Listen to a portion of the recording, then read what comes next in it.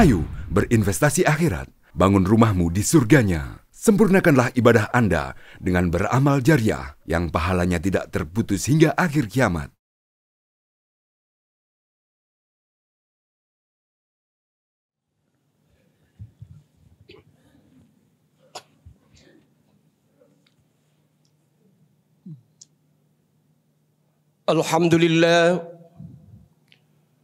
Alhamdulillahilladzi amarna bittaqwa. Asyhadu an la ilaha illallah wahdahu la syarika lah. Alladzi nahana 'an ittiba'il hawa. Wa asyhadu anna Muhammadan 'abduhu wa rasuluh. La yantiqu 'anil hawa in huwa illa wahyu yuha. Allahumma salli wa sallim wa barik ala sayyidina Muhammad wa ala alihi wa ashabihi ajma'in. Amma ba'du fa ya ibadallah, usikum wa nafsi bitaqwallah wa ta'atihi la'allakum turhamun. Qala Allah Ta'ala fi kitabihil karim, a'udzu billahi minasy syaithanir rajim. Bismillahirrahmanirrahim. Ya ayyuhalladzina amanu taqullaha haqqa tuqatih wa la tamutunna illa wa antum muslimun. Sadaqallahul azim. Wa sadaqa rasulun nabiyyul habibul karim. Wa nahnu ala dhalika minasy syahidin wasyakirin. Walhamdulillahi rabbil alamin. Ayyuhal hadirun, ikhwanul kiram, kaum muslimin jamaah salat Jum'ah rahimakumullah. Marilah pada kesempatan di siang hari Jum'ah yang mulia ini kita mempersembahkan puji dan syukur kita ke hadirat Allah Subhanahu wa Ta'ala. Allah Jalla Jalaluh, Rabb yang maha pengasih lagi maha penyayang, yang atas curahan rahmat serta limpahan nikmatnya kepada kita, sehingga alhamdulillah kita bisa kembali hadir di masjid ini memenuhi seruan dan panggilannya guna melaksanakan salat Jum'ah dalam rangka menghambakan diri kita kepada Allah Subhanahu wa Ta'ala. Mudah-mudahan semua penghambaan diri kita ini insyaAllah diterima oleh Allah sebagai amal yang saleh. Salawat serta salam semoga senantiasa tercurah keharibaan junjungan kita Al-Mustafa Habibullah Muhammad Rasulullah sallallahu alaihi wasallam beserta keluarga, para sahabat, para tabi'in, tabi'it tabi'in, dan juga kepada segenap lapisan umatnya yang masih istiqamah memegang teguh terhadap syariah, ajaran serta tuntunan yang telah disampaikan oleh beliau ila yaumil qiyamah. Kaum muslimin jamaah salat Jum'ah rahimakumullah, lewat mimbar Jum'ah yang mulia ini, khatib kembali mengajak dan menyeru kepada kita semuanya agar marilah sama-sama kita meningkatkan ketakwaan kita kepada Allah Subhanahu wa Ta'ala.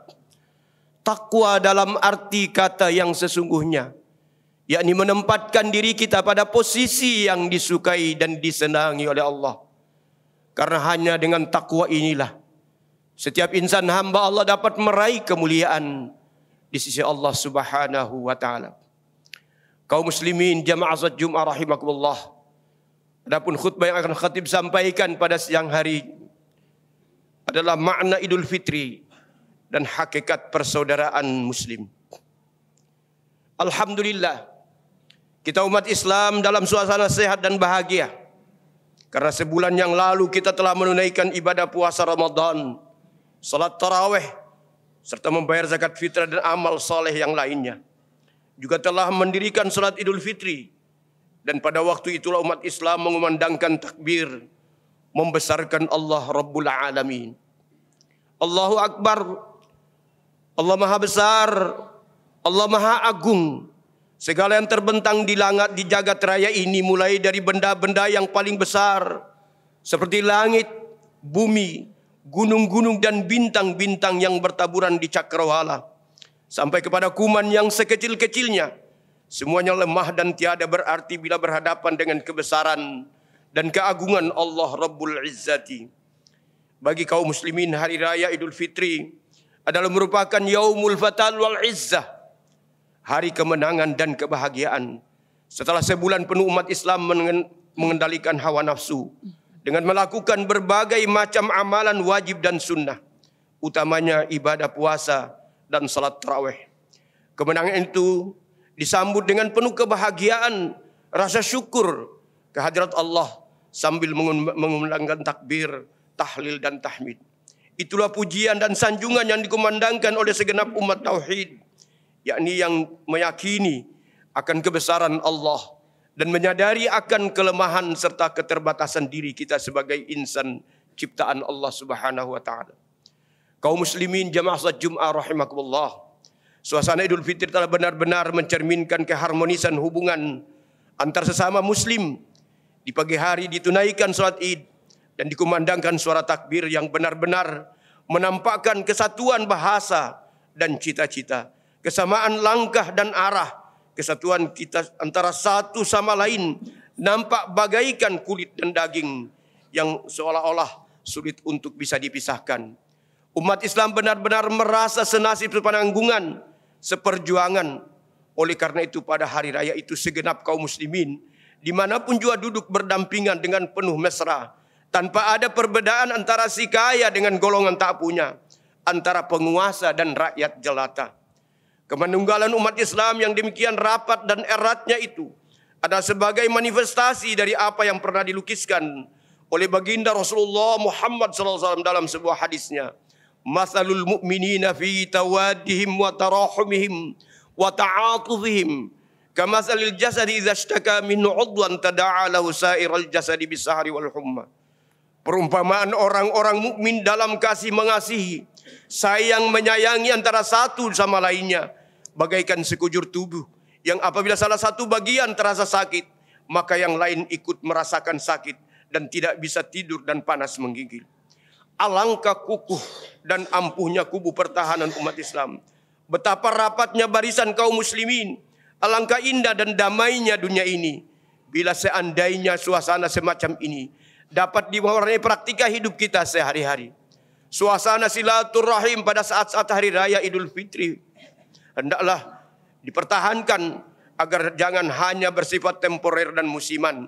Maksudnya hanya pada waktu-waktu tertentu dan demi kepentingan tertentu saja kita menunjukkan sikap kebersamaan dan kekompakan. Sesudah itu biasanya kita memperlihatkan ketidakakuran sehingga suasana kehidupan diwarnai oleh perasaan tidak aman dan percekcokan. Pada sejak 15 abad Hijriyah yang silam, Allah Subhanahu wa taala mengingatkan kita melalui firman-Nya pada surat Al-Hujurat ayat 10. Innamal mu'minuna ikhwatun fa aslihu baina akhawaykum wattaqullaha la'allakum turhamun. Sesungguhnya orang-orang mukmin itu bersaudara, maka damaikanlah antara dua saudaramu dan bertakwalah kepada Allah supaya kamu mendapat rahmat. Semangat persaudaraan, persatuan dan kesatuan seperti yang tertuang dalam ayat di atas harus kita hayati dan amalkan. Jangan hanya kita kumandangkan. Seruan itu harus menjadi cita-cita hidup umat Islam. Kita harus mampu mewujudkannya dalam bentuk realita. Kita harus pandai memelihara semangat persaudaraan, persatuan dan kesatuan. Tapi secara jujur kita akui, sampai hari ini kita masih lemah, belum mampu membuktikannya dalam bentuk kenyataan yang merata, bahkan tanpa disadari. Kadangkala justru sering melakukan hal-hal yang dapat menyikap tirai perselisihan, percekcokan dan permusuhan antara sama kita sendiri. Ma'asyiral muslimin, jamaah salat Jumat rahimakumullah. Timbulnya percekcokan dan ketidakakuran di antara sama kaum muslimin itu adalah disebabkan oleh sempitnya wawasan kita terhadap Islam, selain disebabkan oleh lemahnya keimanan kita. Oleh karena itu harus dipelihara hasil ibadah puasa Ramadan yang meningkatkan iman dan takwa kita. Jauh sebelum Islam berkembang seperti kita saksikan sekarang ini, Nabi Muhammad sallallahu alaihi wasallam telah memberikan aba-aba agar kita waspadai. Kewaspadaan itu beliau sampaikan ketika usai melakukan perang Badar, dikala kaum muslimin memperoleh kemenangan yang gilang gemilang, kendati pun dalam jumlah yang tidak seimbang. Beliau khawatir kalau sesudah itu kaum muslimin menjadi lupa dan menabik dada, atau barangkali sesudah itu mereka merasa puas dan tidur pulas sehingga menjadi lemah dan lengah. Dengan tegas baginda Rasulullah SAW bersabda, "Raja'na minal jihadil asghari ila jihadil akbar." Qalu, "Wa mal jihadul akbar ya Rasulullah?" Qalu, "Jihadun nafs." Kita telah kembali dari peperangan yang kecil menuju kepada peperangan yang besar. Sahabat bertanya, "Apakah yang dimaksud dengan peperangan yang besar itu ya Rasulullah?" Beliau bersabda, yaitu memerangi hawa nafsu. Kaum muslimin jamaah salat Jumat rahimakumullah. Nabi Muhammad SAW menyadari betapa berat dan sulitnya mengendalikan hawa nafsu. Suatu penyakit yang pada suatu saat ketika bisa tumbuh dan kambuh dalam hati kaum muslimin. Bila hal itu terjadi, maka mereka utamakan bukanlah keselamatan umat, melainkan kepentingan diri sendiri dan golongan sendiri. Kalau yang demikian terjadi, yang menjadi ukuran, maka lambat laun rasa setia kawan, semangat persaudaraan, persatuan dan kesatuan akan menjadi retak. Masing-masing ingin menonjolkan kepandaian dan kehebatan sendiri-sendiri. Oleh karena itulah, maka Nabi SAW sangat membenci terhadap fanatisme yang mengakibatkan perpecahan umat. Kebencian beliau diungkapkan secara terang-terangan di hadapan para sahabat. "Laisa minna man da'a ila asabiyyatin, wa laisa minna man qatala ala asabiyyatin, wa laisa minna man mata ala asabiyyatin."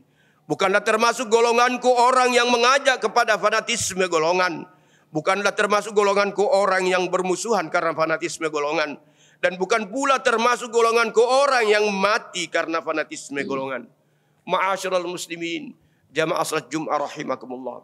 Apabila penyakit fanatisme golongan semacam itu sudah merasuki jantung hati orang pintar bahkan ulama, maka tuduh menuduh, fitnah memfitnah, serta tindih menindih antara sama muslim menjadi boleh. Demikian juga halnya dengan jegal menjegal, sikut menyikut, sangkal menyangkal hukumnya menjadi halal. Kalau hal itu sampai terjadi, yang mereka cari bukanlah kebenaran yang hakiki, melainkan ketenaran pribadi. Mengapa demikian? Sebab dalam menentukan baik buruknya sesuatu, benar salahnya sesuatu, halal haramnya sesuatu, mereka sudah tidak lagi berpedoman kepada kitabullah dan sunnah Rasulullah, melainkan hanya berlandaskan kepada kepentingan pribadi dan golongan sendiri. Sementara Al-Quran dan As-Sunnah mereka pandang sebagai lambang-lambang mati yang tidak berjiwa. Dalam kondisi yang demikian itu, maka umat Islam akan kehilangan izzah, rasa bangga terhadap kebenaran agamanya, kehilangan sibarah dan wijah, yakni akan kehilangan corak dan arah, sehingga umat Islam seperti gula yang mudah larut dan hanyut oleh pengaruh lingkungan. Kaum muslimin jamaah salat Jumat rahimakumullah, kita harus sadar sejak semula hingga sekarang umat Islam senantiasa dikonfrontasikan dengan berbagai tantangan yang luar biasa. Beraneka rona dan cara telah dilakukan oleh orang-orang kafir dan munafik sesuai dengan keahlian mereka masing-masing, demi untuk menghancurkan benteng pertahanan umat Islam. Untuk menghadapi tantangan yang demikian hebatnya itu, tiada jalan lain yang harus kita tempuh, dan tiada senjata pemungkas yang paling ampuh, kecuali hendaknya kita memperteguh iman kepada Allah Subhanahu wa taala. Kita harus menghidup suburkan semangat ukhuwah Islamiyah, mempertahankan semangat persatuan di antara sama umat Islam. Untuk itu, marilah kita bukakan pintu hati kita seluas-luasnya dengan penuh keikhlasan untuk mau memberi maaf dan mau menerima maaf. Karena itulah jalan untuk mewujudkan ukhuwah di antara sesama umat Islam. Dan marilah kita meraih kemuliaan dari Allah Subhanahu wa taala. Ma zadallahu bi'afwin illa izzan. Tidak akan rugi orang yang memberi maaf itu, melainkan Allah akan memberikan kemuliaan kepada mereka. Barakallahu li wa lakum fil Qur'anil azim wa nafa'ani wa iyyakum bima fihi minal ayati wa dzikril hakim wa taqabbala minni wa minkum tilawatahu innahu huwas samiul alim. Aqulu qawli hadza wa astaghfirullahal azim li wa lakum ولسائر المسلمين والمسلمات والمؤمنين والمؤمنات فاستغفروه فيا فوز المستغفرين ويا نجاة التائبين. اللهم صل على سيدنا ومولانا محمد وعلى آل سيدنا محمد. الحمد لله الذي أمرنا بالامتداد والاعتصام بحبل الله المتين. أشهد أن لا إله إلا الله وحده لا شريك له إياه نعبد وإياه نستعين وأشهد أن محمدا عبده ورسوله المبعوث رحمة للعالمين. اللهم صل وسلم وبارك على سيدنا محمد وعلى آله وأصحابه أجمعين. أما بعد فيا عباد الله اتقوا الله ما استطعتم وسارعوا إلى مغفرة رب العالمين واعلموا أن الله أمركم بأمر بدأ فيه بنفسه وثنى بملائكته المسبحة بقدسه وأيها بالمؤمنين من عباده فقال تعالى ولم يزل قائلا عليما إن الله وملائكته يصلون على النبي يا أيها الذين آمنوا صلوا عليه وسلموا تسليما. اللهم صل وسلم وبارك على سيدنا محمد وعلى آله وصحبه أجمعين. وارض اللهم على أربعة الخلفاء الراشدين أبي بكر وعمر وعثمان وعلي وعلى بقية الصحابة والتابعين وتابع التابعين ومن تبعهم بإحسان إلى يوم الدين وعلينا معهم برحمتك يا أرحم الراحمين. اللهم اغفر للمؤمنين والمؤمنات والمسلمين والمسلمات الأحياء منهم والأموات إنك سميع قريب مجيب الدعوات ويا قاضي الحاجات. ربنا افتح بيننا وبين قومنا بالحق وأنت خير الفاتحين. اللهم أرنا الحق حقا وارزقنا اتباعه وأرنا الباطل باطلا وارزقنا اجتنابه. اللهم أعز الإسلام والمسلمين. اللهم أعز الإسلام والمسلمين. اللهم أعز الإسلام والمسلمين فانصرنا على القوم الكافرين فانصرنا على القوم المنافقين فانصرنا على القوم الظالمين. اللهم سلمنا من آفات الدنيا والآخرة وفتنة ما إنك على كل شيء قدير. ربنا آتنا في الدنيا حسنة وفي الآخرة حسنة وقنا عذاب النار. ربنا اغفر لنا ولإخواننا الذين سبقونا بالإيمان ولا تجعل في قلوبنا غلا الذين آمنوا ربنا إنك رؤوف رحيم برحمتك يا أرحم الراحمين.